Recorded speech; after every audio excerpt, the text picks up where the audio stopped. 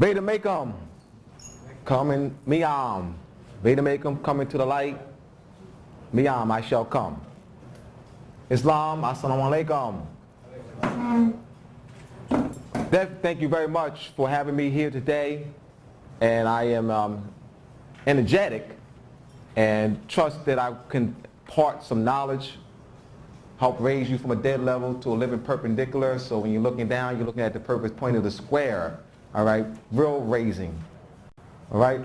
Etymology is the history and origin of words. And what etymology has allowed me to do is actually see connections that the general public does not otherwise see. Well, oftentimes you'll see words in the modern English forms not knowing that there's connections to other languages. And what etymology does, it allows you to uncover the culture as the culture is in the language.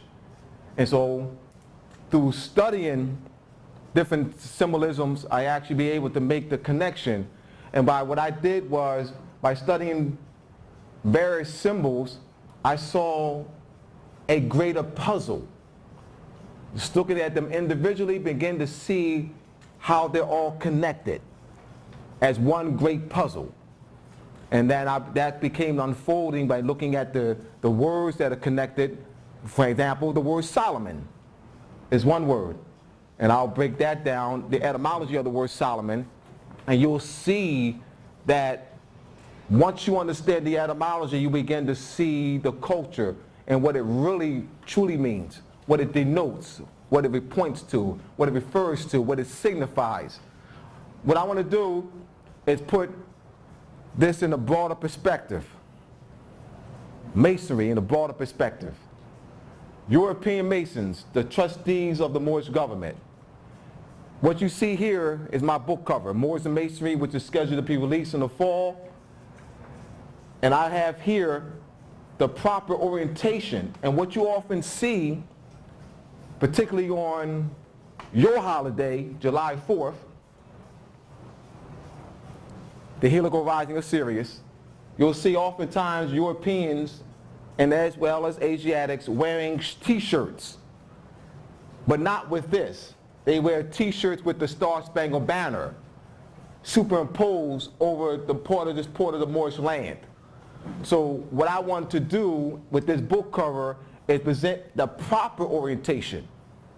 See, what the Europeans do is that they present an orientation of European occupation. So when you see the Star-Spangled Banner superimposed over this portion of the Moorish land, it means occupation. The Moorish land is currently under occupation of a European colonial government. I have here 6 Moors surrounding the landmass. Brother Taj is one of them. Sister Rasmavaya, people know. So let's start here. Brother Taj, Brother Sister Anifa, Sister Nen, Sister Rasmavaya, Sister Rakaya, and Brother Rashan. And there below that, below the landmass, I have the Moorish buildings. The Moorish White House, Capitol building, and Moorish Supreme Court building. And you say, today, the Europeans are trustees.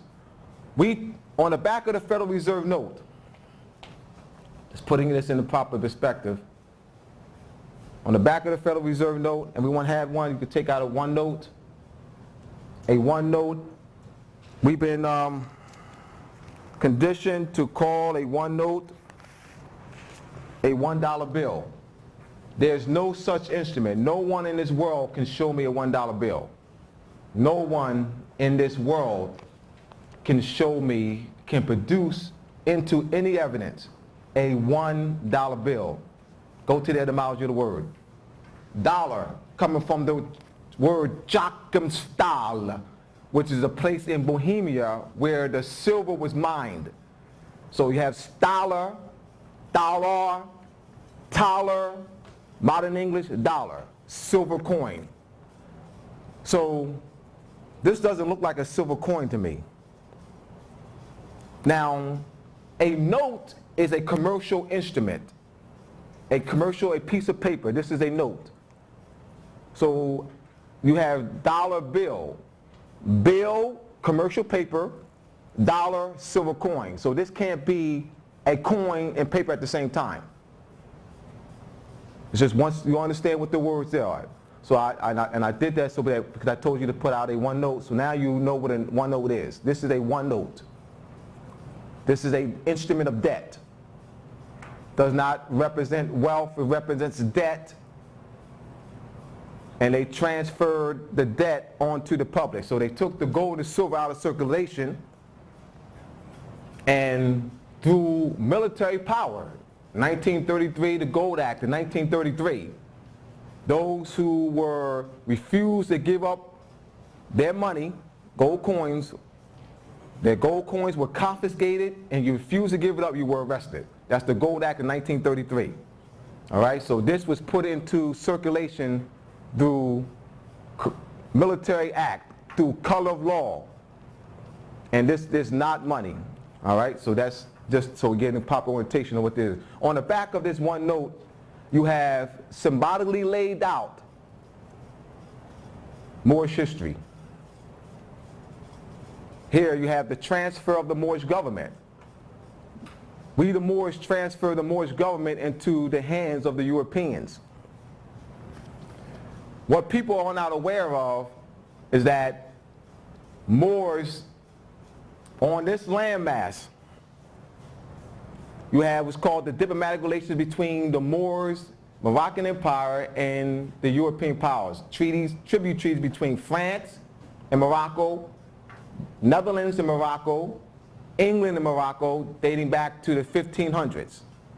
And the tribute treaties were where we agreed to not seize the European ships, to allow them to have free passage, but the agreement was as long as they paid us tribute, we would allow them to pass.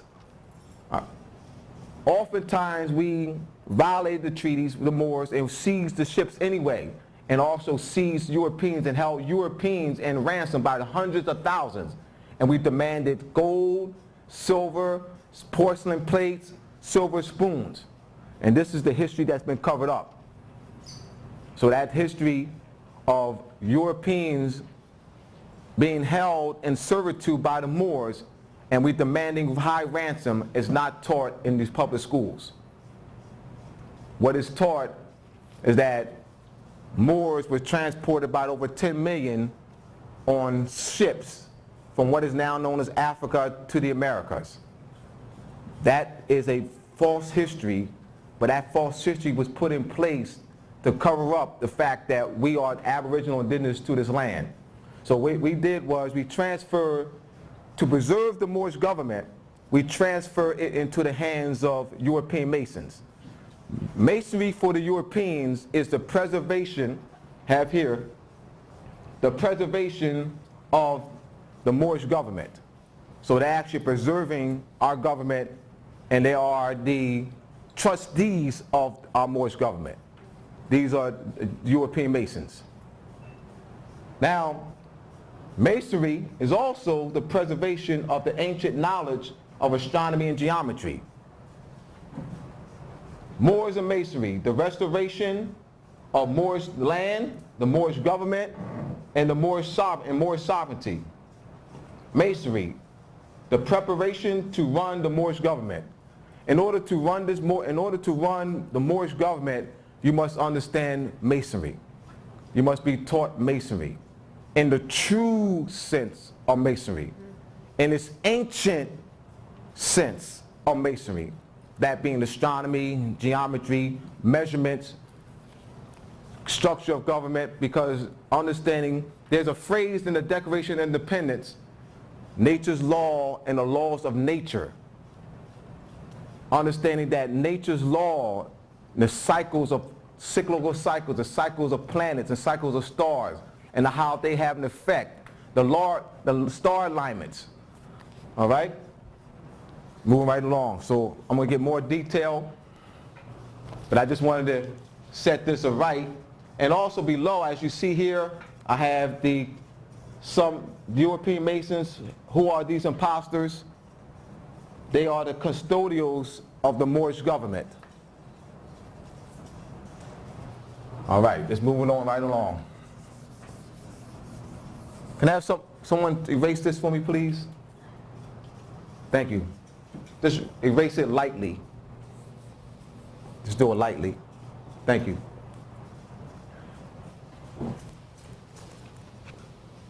Here, going right here to, who has been to the George Washington Masonic National Memorial Museum in Alexandria, Virginia? You been there? All right. So you're aware that this is the Shriners Room. Now I went to the Shriners Parade 2 weeks ago in Indianapolis, Indiana. Now the procession was not as elaborate as this model. And I was somewhat surprised because I was looking for this type of, where we had Europeans they were wearing the fezzes, but they were not wearing, some were wearing Moorish garb. And if you see these pictures, you see how elaborate these pictures are, how elaborate the dress is. That's not how the parade was. All right? So, masonry for the Europeans, you see here. And I'm just going to go right through this.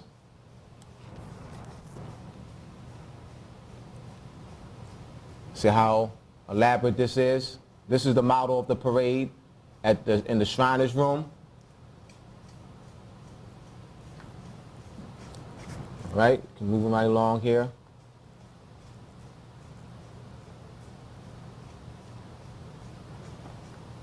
Here we go.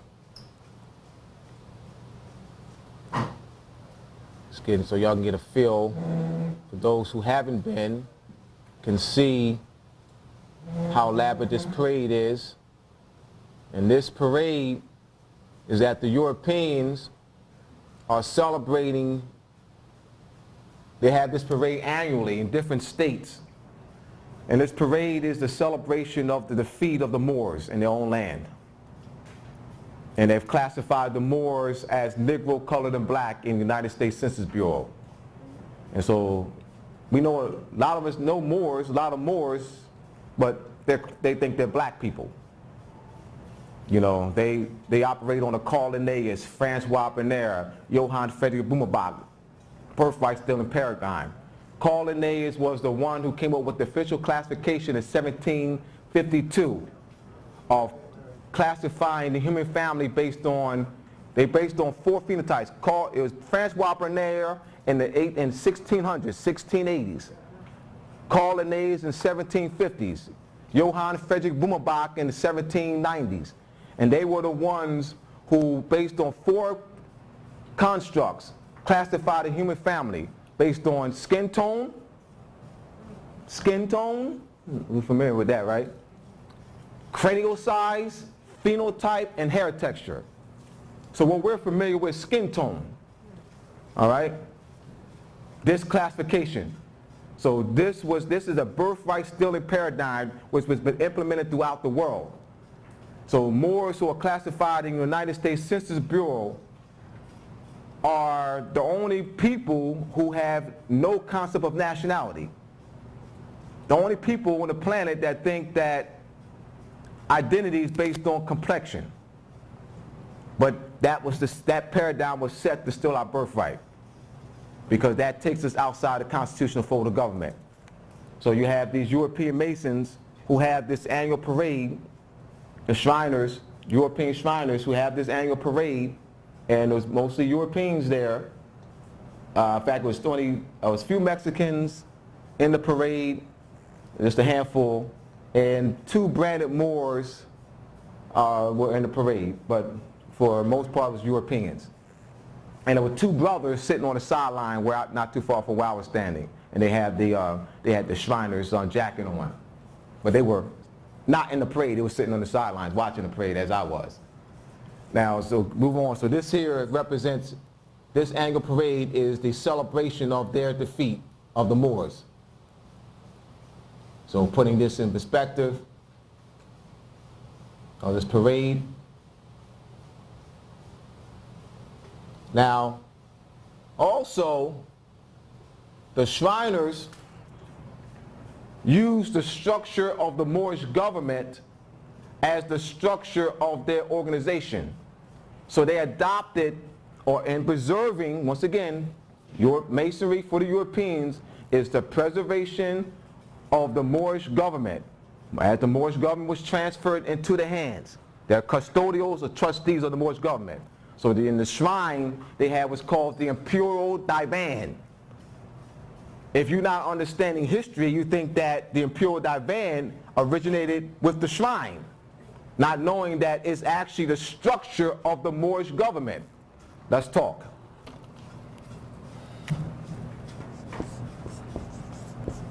Who's ever seen this?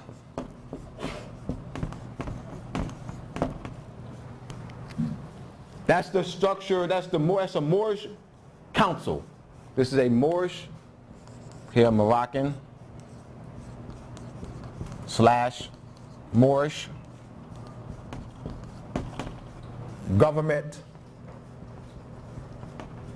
governmental council. And in this council you have the Sultan, Beys, you have viziers, which is a high-ranking Moorish official. Moors use vizier, Europeans use secretary, secretary of state, secretary of the treasurer. So just so that you can put the word vizier in its proper governmental perspective. Vizier, a high-ranking Moorish official, as in Secretary of Treasurer, Secretary of State, Secretary of Defense. All right? So this is a high-ranking Moorish official. But Europeans, in preserving our government as it was transferred into the hands, they use secretary. It's the Moorish government. All right? Now, as I said before, making clear that the Moorish government has a dual national seal. You do not see two seals on this Federal Reserve note. You do not see two seals on it. He said, but Abdullah, you can't count. Does anyone have a coin?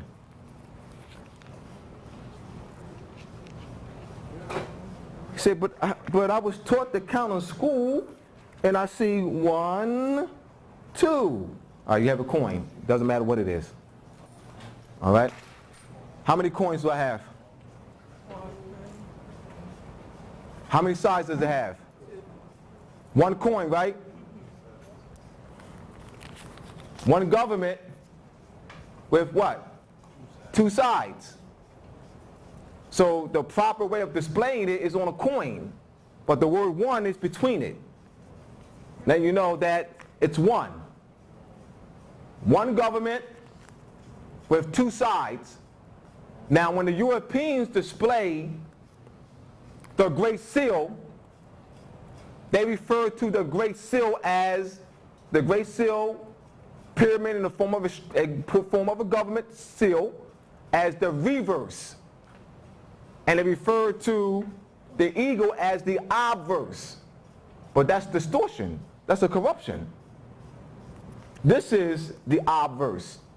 Means the principal side or main or chief side of a coin, building, or design, or painting. Obverse. The European Masons do belong to the Moroccan government, as there's only 1 government. So this is the occupational European government. They're subordinates. So you have the subordinate substitute beys. The substitute beys are called governors.